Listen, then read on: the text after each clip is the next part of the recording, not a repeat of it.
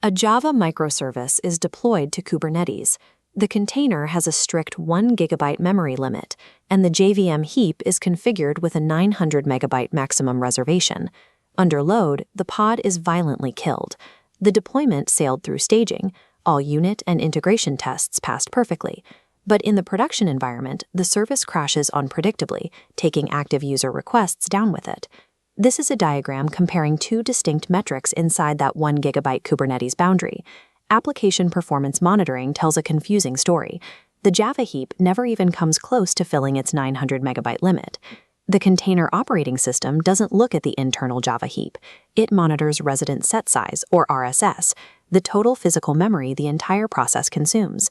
While the heap stays safely in the green, the invisible RSS footprint breaches the 1 GB boundary. The operating system triggers an OOMKilled event, terminating the process entirely. Tuning only the Java heap while ignoring the rest of the native process leads to production outages. It hides the physical capacity model of the actual system running your code.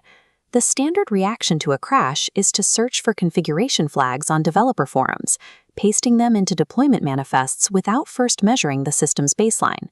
Engineering requires a strict contract before any tuning begins. This is a performance budget worksheet.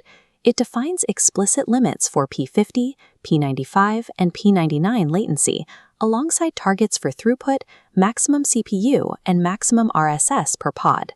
A hard line divides the targets from the mechanical tuning knobs used to achieve them. You cannot adjust the knobs until the targets are defined. This contract must also include acceptable error rates, downstream timeout thresholds, and a strict garbage collection pause budget. Without these defined constraints, engineers tune blindly. There is no mathematical way to validate whether a code modification or configuration change actually improved the system. To understand why the RSS meter grew independently of the heap, we have to map what else lives inside the total JVM memory footprint. We start with the Java heap inside the 1 GB container. On top is Metaspace. Next, direct buffers for Netty and Kafka add a massive footprint. Adding thread stacks, code cache, and native libraries pushes the JVM block past the container boundary. Setting a strict max heap size fails if it consumes 90% of your container. The true capacity model requires budgeting for total RSS to survive in containerized environments. With the physical architecture mapped, you can match system symptoms to the correct tuning domain rather than guessing. This decision map starts with the specific symptom.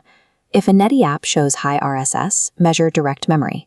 High allocation rates point to garbage collection pressure. Sudden throughput drops route you to investigate the JIT compiler and code cache domain. For database interactions, throwing more threads at the problem rarely works. Connection pool metrics, specifically pending acquisitions, dictate your next step. Every single tuning branch requires a precise measurement first. Applying optimizations without mapping the symptom to the domain guarantees wasted effort and potential system degradation.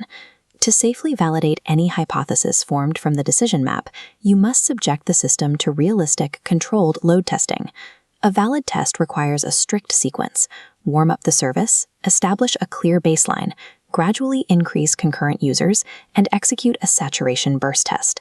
This scientific experiment loop governs every configuration tweak. Establish a baseline, form a hypothesis, change one variable, observe, and accept or revert. Changing a garbage collection flag and application code in the same deployment makes your comparison data meaningless. During peak saturation, mandatory telemetry capture is required. You must collect JDK Flight Recorder data, garbage collection logs, and thread dumps while the system is under maximum stress. Modifying multiple variables simultaneously pollutes the experiment. Strict single-variable loops provide the only objective proof that a solution actually works. We can now return to the broken production pod from our initial incident and apply a holistic capacity model. The first step is to remove the rigid 900 MB heap assignment that starved the native operating system. We replace it with container-aware JVM sizing. This calculates the heap as a safe percentage of the total container memory, in this case 70%, rather than a static gigabyte value. Next, we prevent networking applications from consuming infinite RAM by explicitly capping direct memory. We shrink the thread stack footprint by strictly bounding application thread counts and executor queues. The remaining empty space inside the container is explicitly defined as reserved native headroom. Correcting capacity requires managing percentages, caps, and thread boundaries across the entire process. Setting a maximum heap size alone cannot secure the system.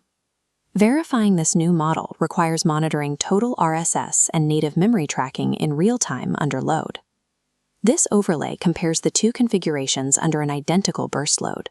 On the left, the catastrophic failure.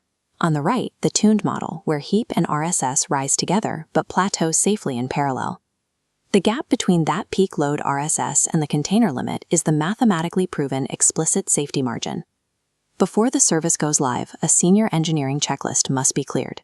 Garbage collection logs must be rotating, and flight recorder data must be accessible in production without triggering a redeploy.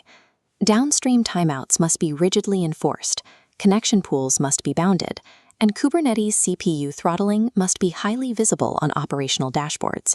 Performance engineering is a disciplined practice of aligning application memory with infrastructure limits.